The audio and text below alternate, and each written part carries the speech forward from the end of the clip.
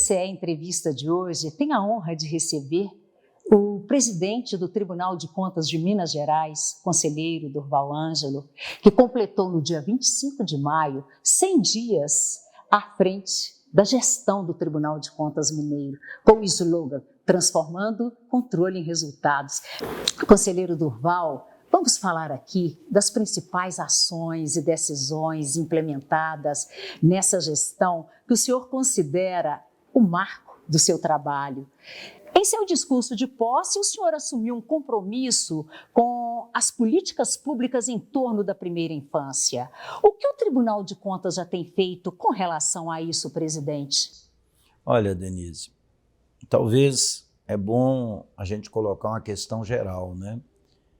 Olha bem, há mais de 30 anos atrás, quando o sociólogo Herbert de Souza, mineiro, o nosso Betinho, mineiro de Belo Horizonte, lançou aquela campanha fenomenal de combate à fome, pela inclusão do Natal Sem Fome, ele disse uma frase que eu considero ainda urgente hoje.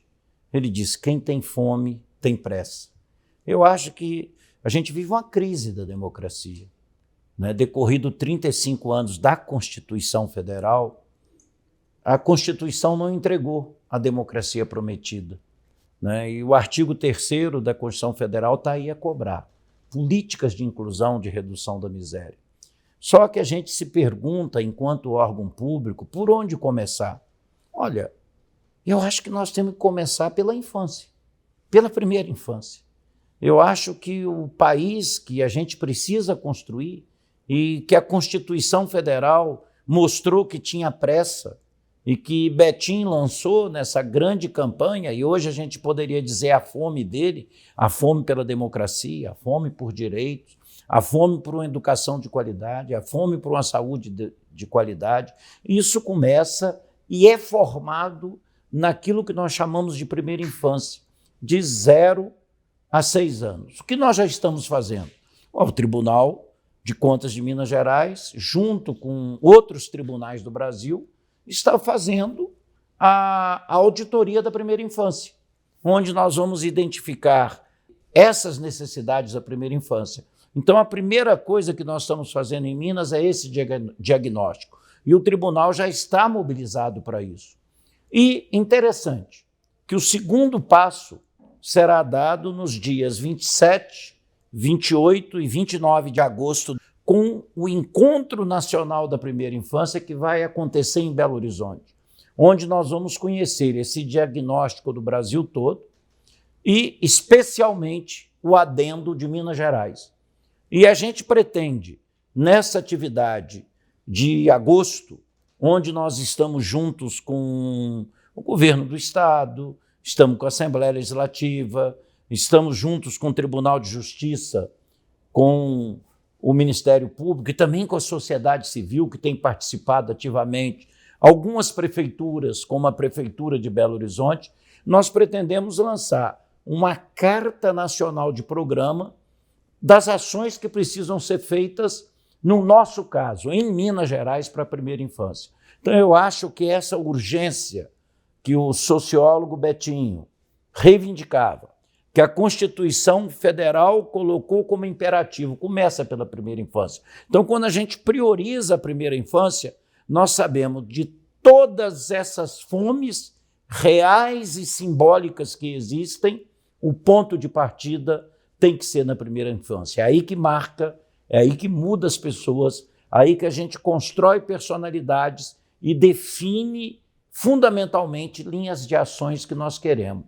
Por isso que eu coloquei a primeira infância como essa prioridade, estamos trabalhando, está havendo uma convergência de ações e o que é fundamental, não adianta nós termos um plano, né, de ação se ele não mobilizar mentes e espírito das pessoas. E eu entendo que essa opção pela primeira infância tem mobilizado o Tribunal de Contas e a gente tem trazido muitos parceiros de outros órgãos e também da sociedade para essa tarefa. Então, eu acho que nós não estamos cantando só, nós estamos cantando em coro estamos e vamos agir em coro e vamos trabalhar em coro para priorizar, com prioridade absoluta, como diz a Constituição Federal, que ela diz claramente que a primeira infância é a prioridade absoluta. De que forma o tribunal tem fortalecido a transparência e o controle dos gastos públicos mineiros? Ele pretende fiscalizar de fato os portais de transparência dos 853 municípios mineiros? Olha bem, o nosso trabalho é uma continuidade. Nós temos aqui no tribunal um planejamento estratégico para 6 anos. Eu continuo o trabalho de outros presidentes. Nós já estamos fazendo essa auditoria operacional. E é interessante que é uma auditoria nacional, e em Minas nós vamos apresentar a situação dos 853 municípios. E aí, um alerta para todos os prefeitos e gestores de Minas Gerais. Organizem seus portais de transparência. Realmente a transparência é fundamental. Atualizem.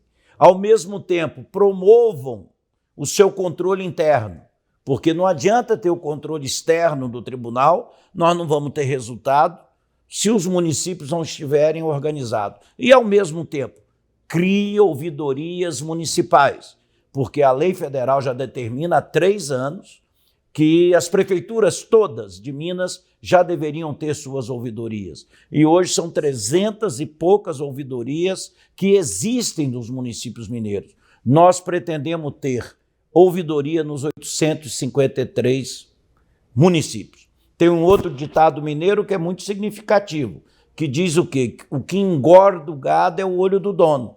E o dono nosso é o contribuinte. O dono e o patrão de quem está na área pública é o povo. Então a gente tem que ter esse canal através de portais, através de ouvidorias, para que o povo saiba o que está acontecendo em cada município de Minas Gerais. Então eu acho que e é interessante, que essa auditoria vai dar notas. Vai dar nota para cada município. E município que não participar dela, com toda certeza terá a nota 0. Será muito feio, haverá muitas cobranças, e o município, além de ter que se explicar do ponto de vista administrativo aqui no tribunal, vai ter também que se explicar para os seus cidadãos e cidadãs em cada município mineiro. Porque isso não é linha de opção para um prefeito. A transparência é uma exigência constitucional e legal. Então é aquela história, nós temos que fazer. Nós não podemos escolher se vamos fazer ou não. Porque eu acho que muito mais do que um processo apartado ou uma multa no tribunal é a cobrança da população daquele município, que vai querer saber como anda a transparência daquele município. Doutor Durval, um outro assunto muito importante para a sociedade mineira, esse acordo que foi assinado entre o Tribunal de Contas e o Instituto Mário Pena para o tratamento do câncer. Qual é o papel do tribunal nessa parceria? Olha, nós aqui temos uma preocupação no tribunal, a preocupação com a boa vizinhança. Nós temos, e o Instituto é nosso vizinho. Então a gente estabeleceu um contato, uma aproximação, até por essa questão da vizinhança, e juntos elaboramos essa questão de um programa especial que precisa do governo do Estado, da Secretaria de Saúde, que se comprometeu, precisa da Secretaria Municipal de Saúde de Belo Horizonte e de outras secretarias que conduzem os seus pacientes de câncer para o Instituto Mário Pena, né? Então, que seria reduzir, muitas vezes, de 6, 8 meses, o início do tratamento depois de um diagnóstico de CA, reduzir para 15 ou 21 dias. Né? Então, isso salva vidas. Além de salvar vidas, aí que entra o tribunal, que é fundamental, além da questão da vizinhança, porque é a questão de reduzir custos. Né? Um tratamento de câncer muito longo, ele gera mais custo. Um tratamento de câncer que implique em internações e mesmo em uso de CTIs, coisa e tal, ele vai encarecer muito o gasto com saúde. Então, o tribunal tem uma preocupação com a boa vizinhança e com a redução de gasto. A experiência está sendo boa, a experiência está sendo positiva e, ao mesmo tempo, né, nós queremos que, pelo menos, a máxima do grande escritor mineiro Otto Lara Rezende se concretize e seja realidade, onde ele diz que o mineiro só é solidário no câncer. Então, a gente quer mostrar que nós vamos ser solidários na cura deste câncer. Nós vamos ser solidários nessa parceria junto com a Prefeitura e Governo do Estado em salvar vidas. E o tribunal, aonde que entra o tribunal? Com sua autoridade moral. E aqui também tivemos um parceiro fundamental, que é a Associação de Contas, a Associação dos Servidores do Tribunal, que está empenhado, que está fazendo campanha, que está ajudando em arrecadação. Então, as contas têm sido, junto com o tribunal, uma grande parceira com o Hospital Mário Pena. E a gente pensa também, aí é importante, esse modelo dando certo, que a gente acredita que vai dar certo, nós queremos apresentá-lo para os outros 33 tribunais de contas do Brasil e principalmente do TCU. E aí que vem a grande questão. Eu descobri que o TCU tem um protocolo que saiu de uma auditoria relacionado à questão do câncer, onde o Tribunal de Contas da União também quer reduzir os prazos para iniciar o tratamento e principalmente para o diagnóstico. Então nós vamos também ter o Tribunal de Contas da União como parceiro nessa questão de sensibilizar o Brasil, que vidas podem ser salvas se a gente agir com rapidez, com aquela pressa que eu falei, Denise, na primeira pergunta que você fez. Sim. Doutor Durval, 2 grandes levantamentos já foram feitos nesse seu início de gestão. Um deles é sobre a saúde nas cidades, nos municípios mineradores. E o que se constatou com isso? O que se constatou com essa pesquisa? E o que se pretende fazer com essas informações? Olha, nós estamos trabalhando com relatórios técnicos em algumas datas significativas. No início de maio, nós tivemos o Dia Internacional da Mineração. E a nossa equipe técnica fez uma comparação muito interessante sobre a questão da mineração e a saúde e as doenças. É evidente que os dados são estarrecedores, né? Que uma cidade com mineração intensiva, né, a saúde dos munícipes vai fragilizar mais. Nós vamos ter mais casos de câncer, de abortos espontâneos em mulheres, casos de situações de doenças respiratórias em geral e, principalmente, essa pesquisa indicou até caso em crianças e mulheres de contaminação de mercúrio no sangue dessas pessoas, muito acima da média internacional, muito acima da média de outros municípios. E a nossa equipe trabalhou com os 20 municípios que recebem a maior CEFEM, que é o imposto, que é a contribuição financeira da atividade mineradora. Esses 20 municípios, apesar de 500 municípios mineiros, 540 receberem verbas da CEFEM, mas esses 20 municípios recebem quase 90% da totalidade da verba.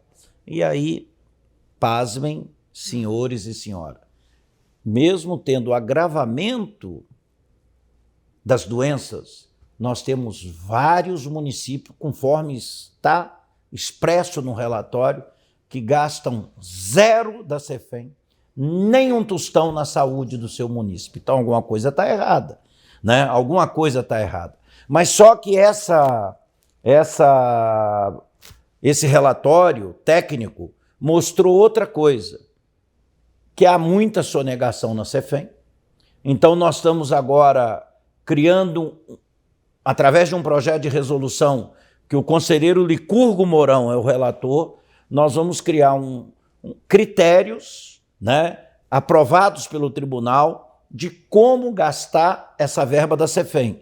Porque a verba da CEFEM ela não pode ser gasta em questão de previdência, nem em pagamentos da dívida, ela tem que ser gasta em modelos que o município supere a chamada minério-dependência, a minério-dependência. Modelos alternativos de desenvolvimento econômico.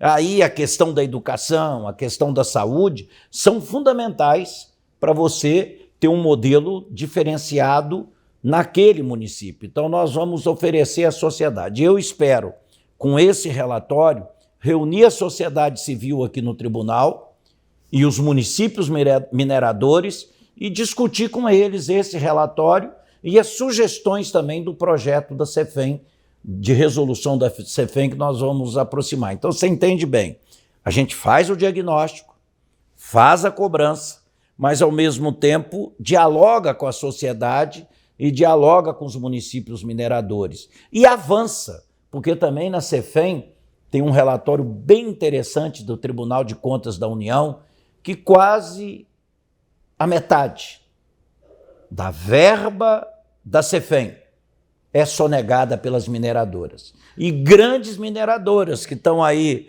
com patrocínio cultural, que estão aí em evidência na sociedade, elas não pagam aquilo que devem aos municípios, ao Estado e à União da verba da CEFEM.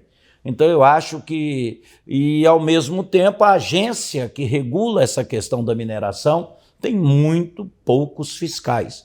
Então talvez é também uma alternativa do tribunal provocar que a Agência Nacional de Mineração fizesse, de alguma forma, convênio com os municípios para fiscalização ou convênio com o Estado para aumentar a fiscalização, porque é muito pouco.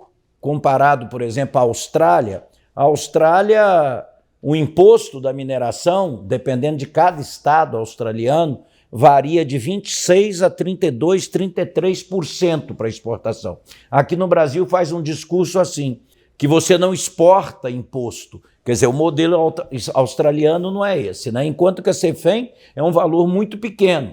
Então a gente acha que esse pouco ser sonegado a um município que precisa investir em saúde, que precisa melhorar sua estrutura de saúde, isso é pacto com a morte, é pacto com o diabo. Então a gente não pode permitir isso. Um tribunal de contas não pode se omitir em relação a isso. Então o relatório tem cobrança para município, cobrança dura, tem cobrança para as mineradoras, mas o relatório está sinalizando para uma alternativa, para um caminho. Isso é muito bom. Outro estudo relevante que o Tribunal de Contas fez recentemente foi sobre a presença das mulheres nos cargos de gestão no serviço público. O senhor acredita, doutor Durval, que esse trabalho possa realmente ampliar o espaço da mulher? Denise, o diagnóstico, talvez superficialmente, a gente já soubesse que seria esse, né?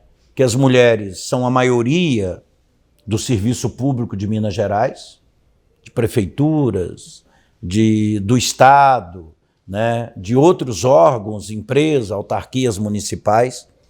E até elas são aprovadas no concurso muito mais que os homens, isso é outra característica. Só que na hora de ocupar cargos de alta gestão, né, você não encontra tantas mulheres. Então você vai ver, por exemplo, elas são maioria num órgão, como uma prefeitura, uma Câmara Municipal ou num consórcio municipal de saúde. Na hora que você vai ver, a grande maioria esmagadora dos cargos de gestão são de homens. E a outra questão que o estudo comprova, né, constata, é a questão da diferença salarial, né? Mesmo nos cargos de primeiro escalão ou cargos de gestão superior, o salário das mulheres é um salário menor que o dos homens. Menor que o dos homens, né? Agora, o que é importante? Nós lançamos esse relatório na data significativa, em março, no Dia Internacional das Mulheres. É que o relatório também tem pistas, tem monitoramento, então ele está sendo monitorado. E, ao mesmo tempo, tem ações que podem ser implementadas para reduzir isso. Então, o que a gente quer, enquanto tribunal, é criar uma consciência de educação nos órgãos públicos, provocar o debate e provocar também mudanças, né? Então, a gente não está só publicando esses relatórios como se fossem prateleiras de datas significativas, umas separadas das outras. Esse monitoramento vai acontecer o ano inteiro e nós vamos fazer alertas, né, aos gestores públicos, para que realmente a lei federal da igualdade salarial, a questão do combate ao assédio moral e sexual no serviço público seja uma tônica permanente. Então, é aquela história. Num primeiro momento com esses relatórios, o tribunal está batendo na cangalha para ver se o semovente tenha consciência e mude seu passo, né? Para não precisar ter que bater no couro ou no próprio animal, que isso inclusive fere a própria legislação de proteção aos animais, né? Mas de qualquer maneira, é interessante, a gente está fazendo esses alertas para mostrar, ó, senhor gestor, vamos nesse caminho, a sociedade atual exige, o mundo atual é outro, a gente tem que criar nova consciência, nova mentalidade, daí o trabalho educativo do tribunal nesse sentido, para estar alertando aos gestores. O tribunal, ele apresentou o plano de gestão 2025-2026, tratando de temáticas como terras devolutas, inteligência artificial, regimes próprios de previdência. Fala um pouquinho desse plano para a gente, doutor Durval. O velho tribuno romano, o Sêneca, ele diz que o vento só sopra para quem sabe aonde quer ir. E ele se referia ao modelo de locomoção na época do barco à vela, né? Então não adianta, se você não souber aonde você quer ir, você pode ter todos os ventos favoráveis, mas que você não vai ter rumo, você não vai ter sentido. Então você tem que ter norte na sua ação. Então eu acho que o plano de ação é uma tentativa da gente ter norte, quer dizer, vamos ficar 2 anos, um período curto, o que nós queremos, para onde nós queremos ir. É evidente que você levanta no plano de ação muitas questões, né? Talvez alguma não seja concretizada, ou alguma seja parcialmente concretizada, né? Eu até acho que pelo entusiasmo da nossa equipe de trabalho aqui no tribunal, eu acredito que todos vão ser concretizados. E, ao mesmo tempo, a gente tem um diálogo muito bom, muito positivo, né? Até por amizade pessoal com o vice-presidente, o conselheiro Agostinho Patrus, e a gente sabe que esse plano de ação, as questões que não forem plenamente concretizadas, vão ser incorporadas e vão ter continuidade nos próximos 2 anos de gestão. Então, a gente aqui segue um pouco uma preocupação de continuidade, né? Então, eu acho que desse plano eu não destaco nada com maior importância. Eu acho que nós temos pressa, sim. Eu acho que hoje a gente vive uma crise profunda na democracia brasileira. O risco dessa democracia está evidenciado na tentativa de golpe de 8 de janeiro de 2023. Né? Então, eu acho que isso é uma demonstração clara, né? O rigor que o Supremo, de forma correta, está julgando aqueles que queriam dar golpe, né? E, ao mesmo tempo, tendo claro que não se deve ter anistia, que contra o Estado democrático de direito nós não podemos permitir. Ulisses Guimarães, quando promulgou a Constituição Federal, ele disse claramente: inimigo da Constituição é inimigo do povo, é traidor. Então, eu acho que está correto a ação do Supremo, mas, ao mesmo tempo, eu pergunto, por que essas vozes da escuridão, essas vozes da sombra, se levantam e conseguem ter tanto espaço, como estão demonstrando que tem em redes sociais, como tem espaço em processos eleitorais? Essas vozes das trevas têm espaço, por exemplo, no Congresso Nacional. Eu acho que tem uma responsabilidade do modelo democrático que nós temos. Quer dizer, a sociedade melhor, o mundo da inclusão, a felicidade, a alegria, e mais ainda, o bom governo, que eu acho que tem que ser um objetivo maior, a democracia não entregou. Então, ao pensarmos essas ações todas, a gente tem que dizer o seguinte: nós estamos fazendo a nossa parte para cumprir aquilo que está na Constituição Federal, para entregar melhores condições de vida para a sociedade de Minas Gerais. Então, eu acho que é a melhor forma. Não descarto as ações do Supremo, não descarto a punição, não descarto até prisões, se for o caso, não descarto a perda de mandato, se for outro caso, quem atentou contra a democracia, mas o grande povo que esse pessoal arrasta é ingênuo ou descontente com o modelo de democracia que nós temos. Então eu acho que a gente tem que avançar na educação, na saúde, na primeira infância, nós temos que avançar no apoio ao pequeno agricultor, nós temos que avançar nas reivindicações dos quilombolas, nas reivindicações dos indígenas, dos sem terra, nós temos que avançar na questão de ações da inclusão de homens e mulheres nessa sociedade, nós temos que avançar em muita coisa. Então o tribunal, ao definir um plano de ação desse, nós vamos dizer o seguinte: olha, nós queremos transformar o controle em resultados. Quer dizer, nós não vamos fazer o controle externo só para punir ou para tornar um agente público inelegível por até 8 anos. Né? Nós não vamos dar uma multa pela multa em si ou um ressarcimento pelo ressarcimento em si. Nós vamos dizer para a sociedade mineira o seguinte: nós queremos consolidar a democracia. E o nosso conceito de democracia tem nome, sabe? São direitos humanos, são direitos sociais, são acesso de condições de todos e todas a uma vida melhor. Né? Eu acho que essa que é a lógica do bom governo que a gente tem que praticar.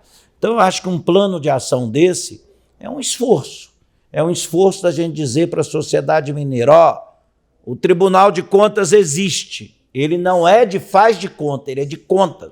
Ele está do lado da sociedade, o Tribunal de Contas está do lado da democracia e quer, né, que não feche hospitais em Minas Gerais. O Tribunal de Contas não quer, né, que se cobrem pedágios indevidos ao cidadão e à cidadã. O Tribunal de Contas quer ser parceiro e quer caminhar junto na democracia, porque se fosse na ditadura, como aconteceu com Getúlio Vargas, né, a ditadura de Vargas, o golpe dado por Vargas, né, por Getúlio Vargas, né, ele fechou o Tribunal de Contas. O Tribunal de Contas de Minas Gerais e de todos os estados, e também o Tribunal de Contas da União, deixaram de existir. Então nós queremos dizer para a sociedade: olha, esse tribunal aqui não é omisso. Esse tribunal não vai faltar ao seu trabalho de ampliar e consolidar a democracia dentro do limite nosso, dentro do limite constitucional, dentro daquilo que a lei permite que a gente faça, porque nós não podemos tudo, mas aquilo que a gente pode, a gente tem que fazer. Presidente, o Tribunal de Contas já trabalhou, ele já fez algumas conciliações no passado. Nessa gestão, foram introduzidas as mesas de conciliação, com o objetivo, né, de simplificar o processo. O que a gestão pública tem a ganhar com isso, doutor Durval? Olha bem, quando nós fizemos no passado, eu acho que serviu até de experimento, né? Hoje, nós temos uma resolução aprovada pelo Pleno do Tribunal, que estabelece as normas da mesa de conciliação aqui no Tribunal. E eu publiquei uma portaria como presidente do tribunal sobre essa mesa, colocando o vice-presidente, conselheiro Agostinho Patrus, como o relator e o coordenador dessa mesa. Até pela experiência que ele teve em outras relatorias no ano passado. O que a gente pretende? Olha bem, há um princípio da conciliação. É o princípio da consensualidade. É um princípio também que eu poderia chamar restaurativo, né? Porque não adianta quando alguém comete um delito, comete aqui uma infração, comete uma falta grave enquanto agente público, é como se houvesse um rompimento de um elo da justiça. Como se houvesse um rompimento, surgisse um abscesso nesse corpo social, né? Então, o que a gente pretende com a mesa é dizer o seguinte: olha, não adianta nós só punirmos, só multarmos, só tornarmos um agente público, de alguma forma, inelegível por até 8 anos, se esse elo continua rompido, né? Eu sempre dou um exemplo que é o seguinte: olha, para um prefeito que não aplica o mínimo constitucional na educação, o que é mais importante? Eu simplesmente multá-lo ou simplesmente ou tomar outra medida? Dizer o seguinte: você vai ter que aplicar. Você vai ter que pagar o piso salarial da educação para os professores. Você vai ter que realmente universalizar a educação infantil. Então, isso para mim é fundamental, né? Então, não é só nós punirmos, mas é mais do que isso, é restaurar o erro cometido. Então, eu acho que a mesa de conciliação vai ser uma grande novidade. O TCU, o Tribunal de Contas da União, já tem a sua consensualidade, e eu acho que aqui em Minas nós vamos ganhar muito. E, além do mais, um processo pode demorar 2, 3 anos, como pode demorar 10, 15 anos. Numa mesa de consensualidade, em 90 dias, nós restauramos um problema causado. Então, eu acho que, nesse sentido, eu quero, de alguma forma, que a gente restaure, fazer uma restauração, que nós realmente caminhemos para uma solução. E outra, o município, o órgão público que foi lesado, se ele tem a devolução desse recurso imediato, o que vai acontecer? Quem ganha é o povo. Sim. No caso da educação, são as crianças, são os pais. No caso de um paciente oncológico, ele vai ter um atendimento mais rápido, vai ter remédio, né? Então, eu acho que para nós é uma outra mentalidade da justiça, é uma visão muito mais ampla, muito mais profunda, que você sai do formalismo legal e vai realmente para um objetivo que a Constituição estabelece de melhoria de vida da sociedade. Presidente, estamos caminhando agora para o final de nossa entrevista e gostaríamos de saber qual a avaliação o senhor faz de sua gestão até agora. E se o senhor gostaria de destacar mais alguma ação ou até mesmo desafios enfrentados até aqui, até esse momento, e o que o senhor pretende fazer para superá-los nos próximos meses? Olha, Denise, há um critério de avaliação que a gente encontra no Evangelho, né? Que Jesus, como um grande pedagogo e educador, nos orienta, que eu acho que tira toda a subjetividade e, ao mesmo tempo, traz uma objetividade para uma avaliação. Quando ele diz que a árvore se conhece pelos frutos. Sim. Então, eu acho que nós estamos plantando.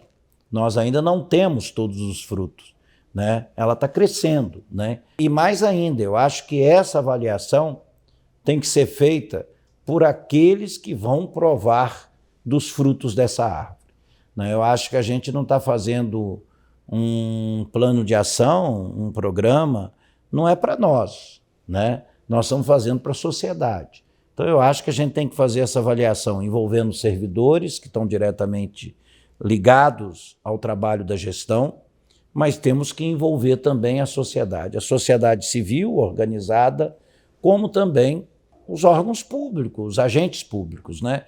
Então, eu acho que a gente espera ser avaliado por isso. Agora, eu acredito que quando um trabalho começa, como nós estamos começando, de forma coletiva, envolvendo todo mundo, né?